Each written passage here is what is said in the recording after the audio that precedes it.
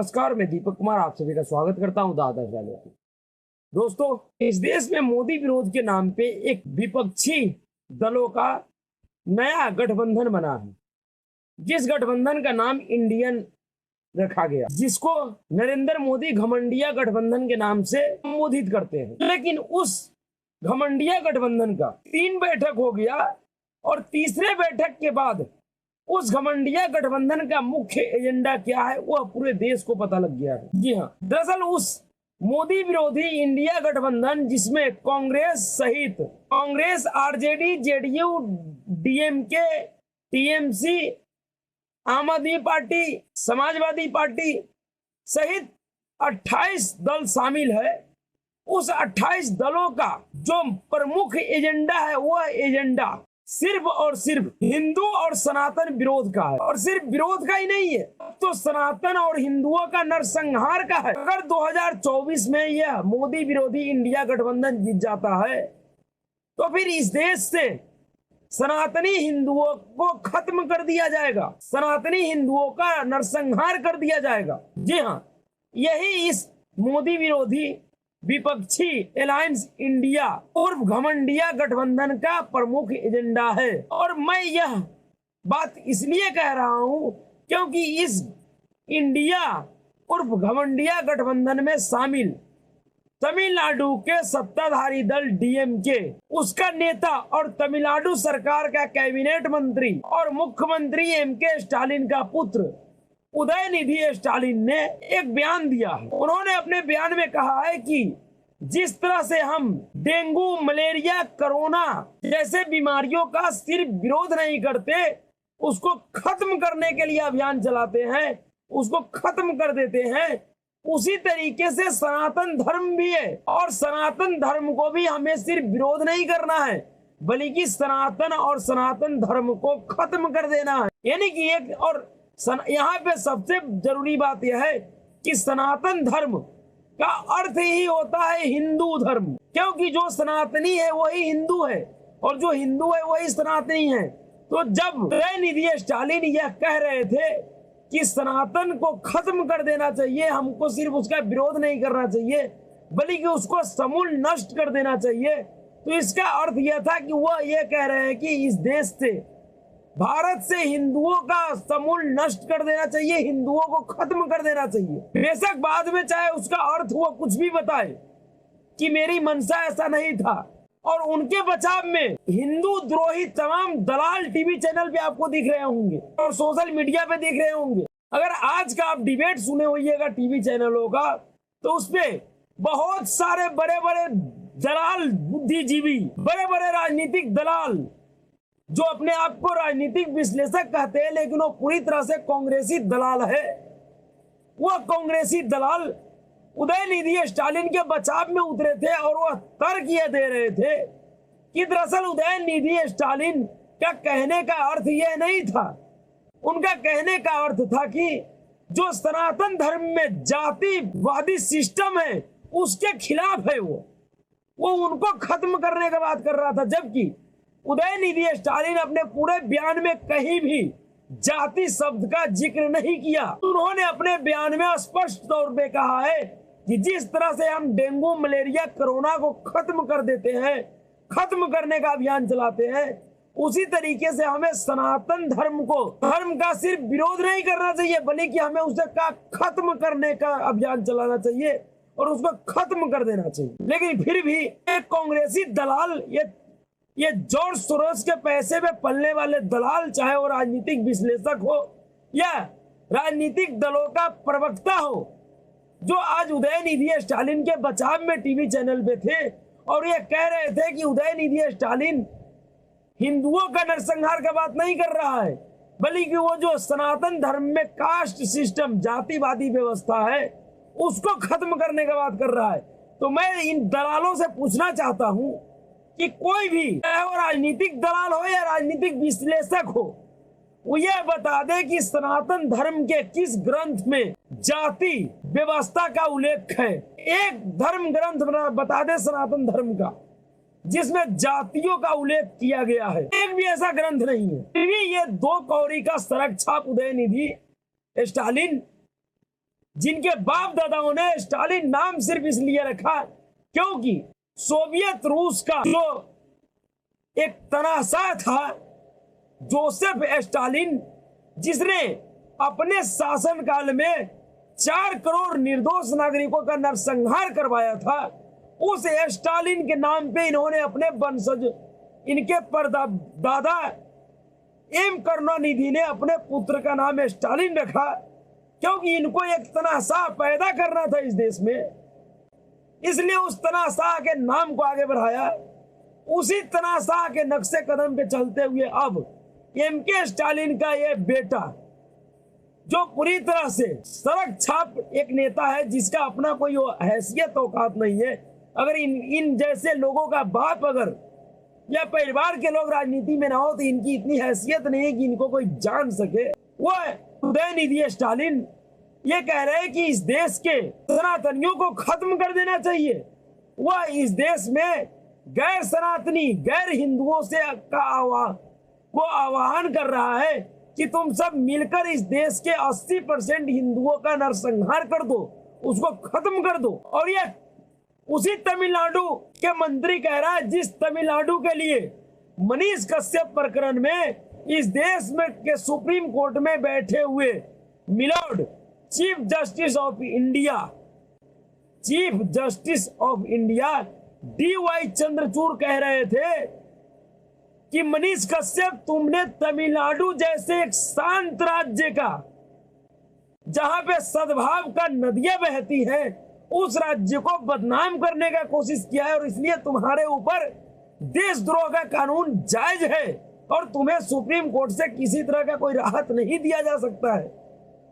ये उसी तमिलनाडु के मंत्री का बयान है जो खुलेआम तौर पे एक मंच से गैर हिंदुओं का आह्वान कर रहा है कि तुम इस देश के हिंदुओं का नरसंहार कर दो, सनातन धर्म का नरसंहार कर दो, खत्म कर दो सनातन को।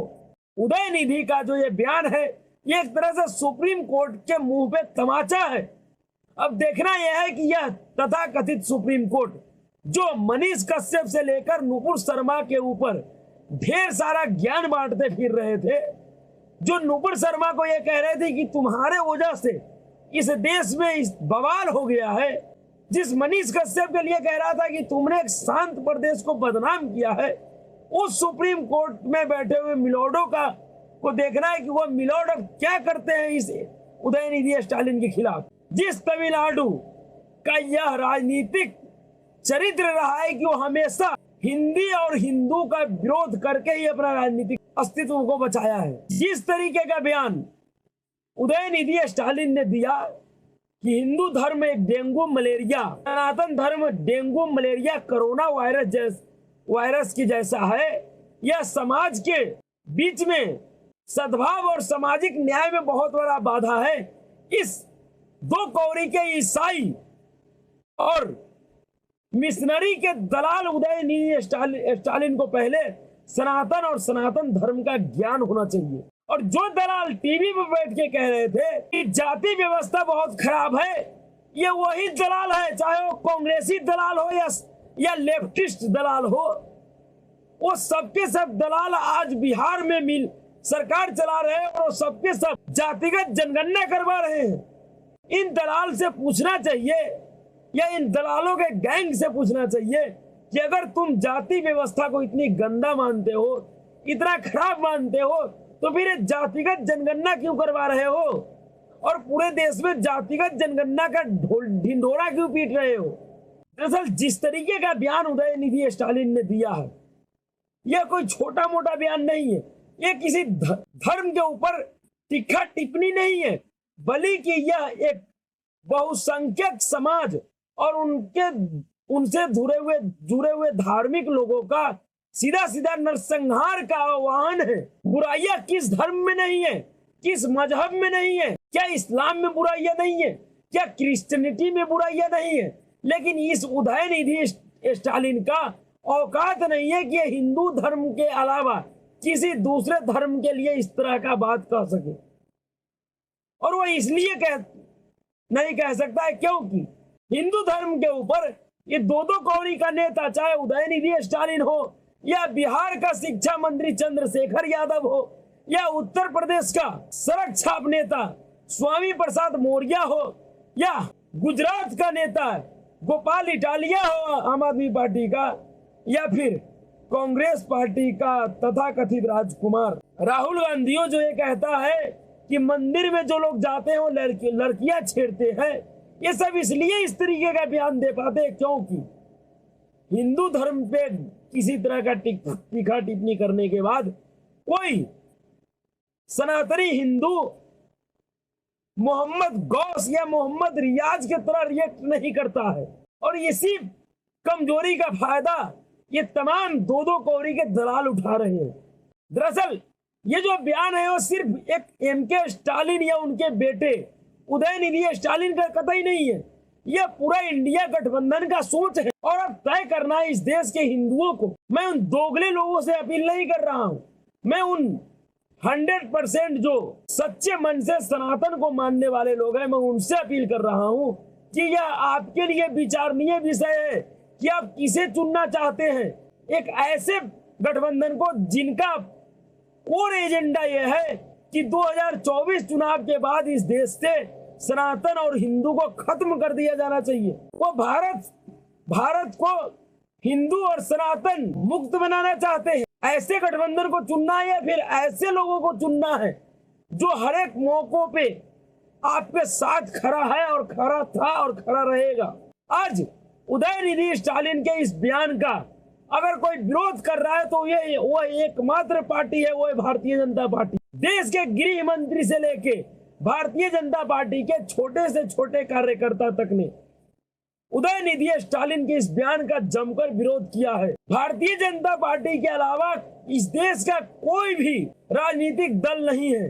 भारतीय जनता पार्टी और उनके सहयोगी दलों के अलावा इस देश का कोई भी ऐसा दल नहीं है जिन्होंने उदयनिधि स्टालिन का इस बयान का सीधे सीधे विरोध किया है, चाहे वो अपने आप को हिंदुत्व का प्रखर पुरोधा कहने वाला शिवसेना ही क्यों ना हो। और आज उदयनिधि स्टालिन के बयान से यह स्पष्ट हो गया है कि किस लिए मनीष कश्यप को तमिलनाडु सरकार को सौंपा गया बिहार सरकार के द्वारा, और किस कारण से और किस काम के लिए बार बार नीतीश कुमार और तेजस्वी यादव एमके स्टालिन से मिलने जाते थे। हिंदू विरोध का जो यह अभियान है वह अचानक से उदयनिधि स्टालिन ने नहीं चलाया है।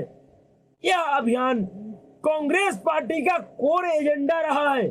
जब से खास करके कांग्रेस पार्टी में सोनिया गांधी का दखल हुआ है, हमेशा से सोनिया गांधी हर एक मोर्चों पे कोशिश किया है कि किसी भी तरीके से इस देश के बहुसंख्यक समाज को दबा कर रखा जाए और अल्पसंख्यक समाजों को उसके ऊपर रखा जाए। और उसी एजेंडा के तहत 2012 में मनमोहन सिंह ने बयान दिया था कि इस देश के संसाधन पे पहला अधिकार अल्पसंख्यकों का है। इस तरीके का अजूबा बयान भारत के प्रधानमंत्री मनमोहन सिंह ही दे सकते हैं, नहीं तो दुनिया में ऐसा कोई देश नहीं है जिस देश में बहुसंख्यक समाज को नीचे रखकर ये कहा जा रहा हो कि अल्पसंख्यक समाज का अधिकार सबसे पहले है। तो इस देश के लोगों को समझना चाहिए कि इस तथाकथित इंडिया गठबंधन का कोर एजेंडा क्या है और इनमें शामिल दल क्या चाहते हैं। ये मोदी विरोध में अब पूरी तरह से भारत के सनातन और हिंदू लोगों का विरोध पे उतर गया है। देश भारत विरोध पे उतर गया है। अगर इनको मोदी विरोध के लिए, मोदी को हराने के लिए अगर 2024 चुनाव में या उसके बाद भारत के 80% सनातनियों का नरसंहार भी करना पड़ा तो ये पीछे नहीं हटेंगे, क्योंकि इन्होंने अपना मनसा जाहिर कर दिया है। अब सोचना इस देश के लोगों का है, लोगों को है कि वह ऐसे नेताओं और ऐसे गठबंधनों के साथ क्या करेंगे। तो अभी के लिए इतना ही। अगर आपको वीडियो अच्छा लगा तो वीडियो को लाइक कीजिए, शेयर कीजिए और चैनल को सब्सक्राइब कीजिए।